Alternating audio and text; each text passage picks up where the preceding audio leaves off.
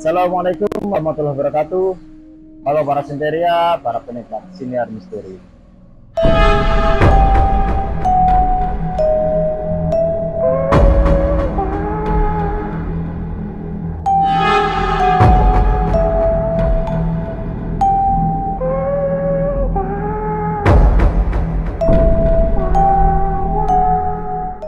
Baiklah, di episode kali ini kita kembali di segmen Spooky Telling.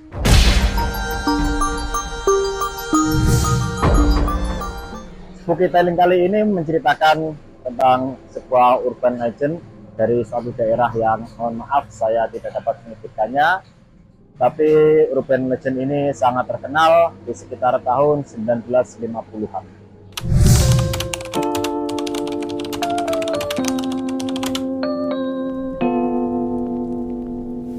Urban legend ini berjudul Pengantin Pocong. Jadi dikisahkan di suatu daerah, di suatu desa yang lumayan terpencil, jauh dari daerah perkotaan pada zaman itu.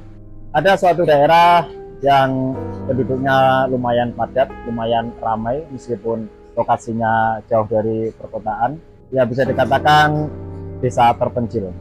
Tapi di daerah tersebut warganya sangat rukun, sangat makmur juga untuk pertaniannya, dan lumayan terkenal di daerah lain.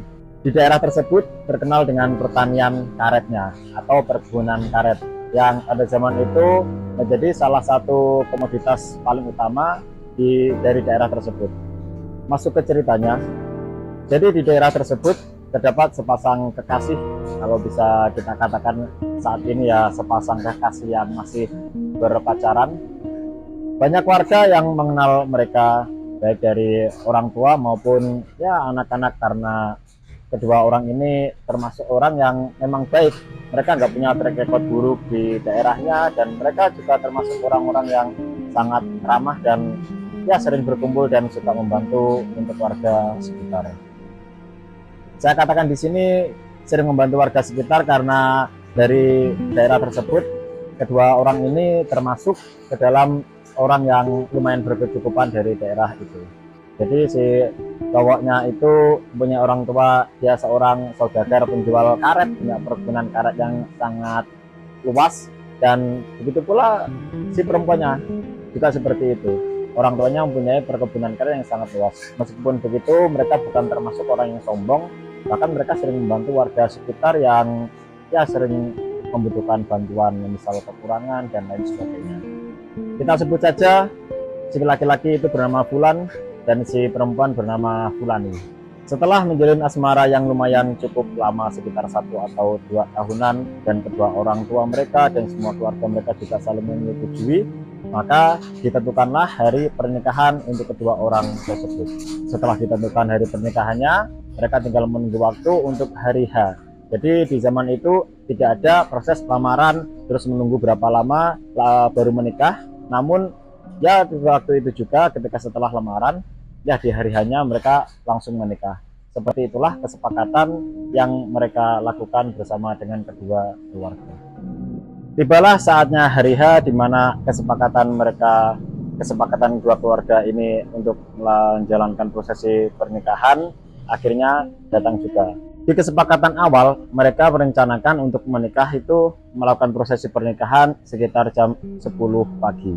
Namun setelah ditunggu sekian lama, kok rombongan dari keluarga pengantin perempuan itu belum juga datang. Akhirnya dari keluarga pengantin atau mempelai pria itu ya mau nggak mau harus menunggu.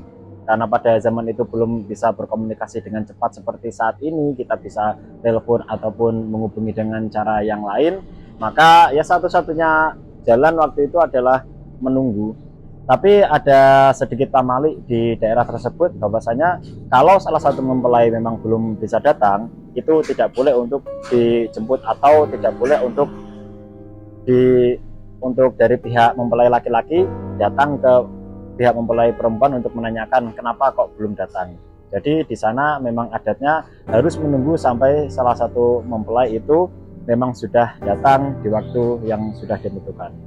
Meskipun demikian, sudah berjalan waktu sampai sore, sudah berjalan waktu juga sampai selepas sholat maghrib, tapi belum juga keluarga dari mempelai perempuan itu datang.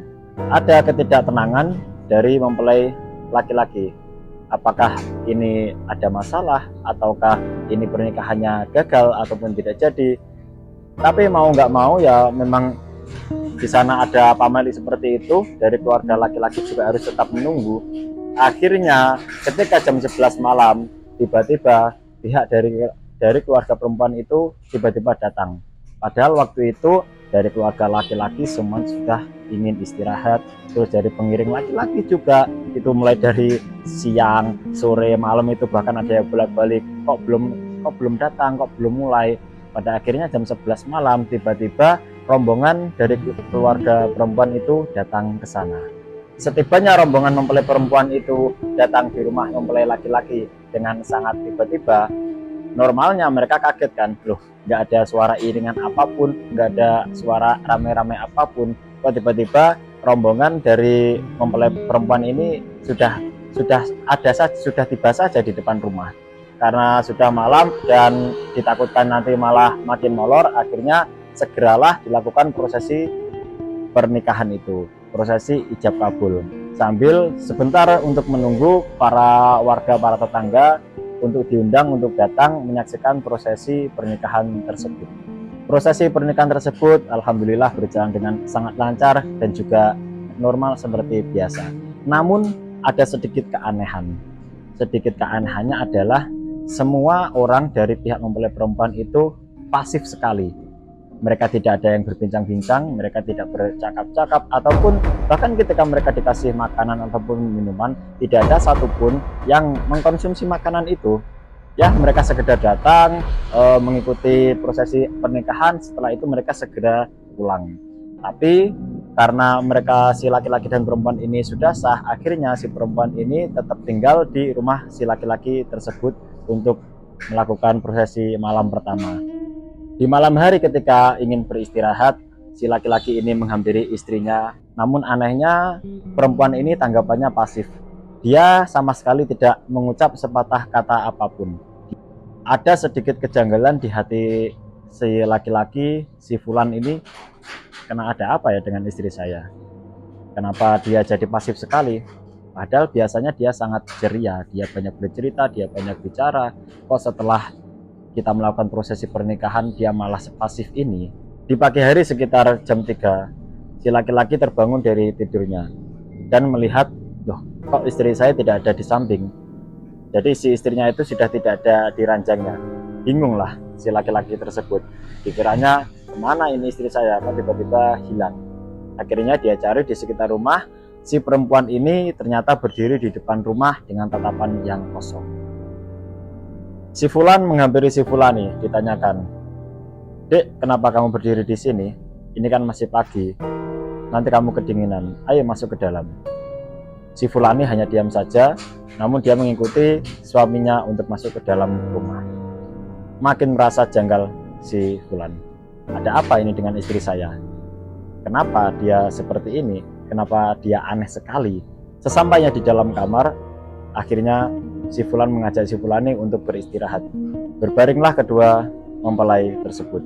Baru sekitar 30 menit si laki-laki memejamkan mata untuk beristirahat. Dia terbangun secara tiba-tiba. Karena ketika dia menoleh ke samping kanan, tiba-tiba sudah tidur seonggok pocong di situ. Kagetlah si laki-laki ini. Kemana istri saya? Kenapa tiba-tiba berubah jadi makhluk seperti ini? Dia lari menuju ke pojok kamar. Dia berteriak minta tolong, tapi tidak ada yang mendengarkan. Dia mau manggil-manggil istrinya, si Fulani. Kemana istri saya? Kok tidak ada? Namun yang ada di situ hanya seonggok pocong yang berbaring dengan tatapan kosong, dengan muka yang hancur dan bau sangat tidak menyenangkan. Akhirnya si Fulan melafalkan doa-doa yang dia bisa ucapkan di situ. Dia melafalkan semua doa-doa yang bisa dia ucapkan. Pada akhirnya si pocong ini hilang. Namun anehnya si istri tidak juga datang. Dia bingung mencari lagi, kemana istri saya yang tadi sudah tidur di samping saya? Kok sekarang tidak ada lagi, malah tergantikan dengan sosok pocong yang sangat aneh ini, yang sangat mengerikan ini. Pada akhirnya si Fulan mendatangi ke kamar orang tuanya. Dia menanyakan kepada orang tuanya, ini ada kejadian aneh apa? kenapa istri saya tidak ada? Apakah bapak atau ibu tahu kemana istri saya? Bahkan si orang tuanya pun itu juga merasa aneh. Loh, bukankah kalian tadi tidur bersama? Bukankah tadi setelah acara pernikahan kalian sudah masuk kamar bersama? Kenapa sekarang kamu malah menanyakan istri kamu kepada kami? Si Fulan akhirnya bercerita kepada orang tuanya. Betapa kagetnya orang tua si Fulan mendengar cerita dari si Fulan ini. Akhirnya sekeluarga mencari keberadaan si Fulan ini. Di manakah si istri itu berada? Sudah mencari di berbagai macam lokasi di sekitar rumahnya juga tidak menemukan. Akhirnya dia bertanya kepada para warga sekitar, dan pada waktu itu sudah masuk ke jam subuh sekitar jam 4. Jadi sudah sedikit ada aktivitas di luar rumah. Para warga yang ditanyakan oleh si Fulan juga tidak mengetahui keberadaan si Fulani. Akhirnya waktu pun terus berjalan dan datanglah di pagi hari. Datanglah waktu pagi hari, masih belum juga menemukan keberadaan si Fulani. Dan tidak lama kemudian sekitar pukul 7 atau pukul 8 ada salah satu orang warga yang menghampiri keluarga si Fulan dan mengatakan bahwasanya, "Pak, apakah kemarin Anda jadi melakukan resepsi pernikahan?" Warga tersebut menanyakan ke si Fulan. Si Fulan pun menjawab, iya, pastinya saya jadi melakukan prosesi pernikahan." Warga sekitar juga pada tahu, mereka juga melihat karena mereka juga menjadi saksi di waktu itu. Warga itu pun sangat kaget mendengar pernyataan si Fulan bahwasanya dia semalam sudah melakukan prosesi pernikahan. Si Fulan pun bertanya, memangnya ada apa, Pak?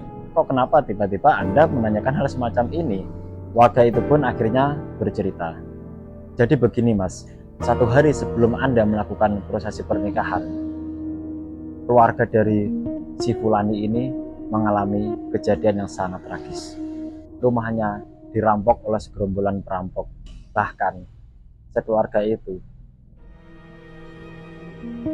sangat tragis. Mendengar pernyataan dari warga tersebut, si Fulan sangat kaget. Mana mungkin, Anda jangan mengarang. Saya semalam sudah melakukan prosesi pernikahan dengan istri saya. Kok bisa Anda bercerita semacam itu? Semalam saksi juga banyak yang melihat. Bagaimana Anda bisa mempertanggungjawabkan pernyataan Anda ini? Anda jangan ngawur ya. Akhirnya di tengah perdebatan itu, datang seorang ibu-ibu yang menghampiri mereka dan melerai mereka. Mohon maaf Mas, apa yang dikatakan oleh bapak ini, si warga ini adalah benar. Benar bagaimana Bu?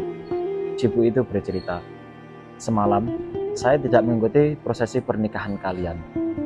Karena apa? Karena pada waktu itu saya melihat yang datang ke rumah sampean itu bukanlah rombongan mempelai perempuan, tapi rombongan pocong.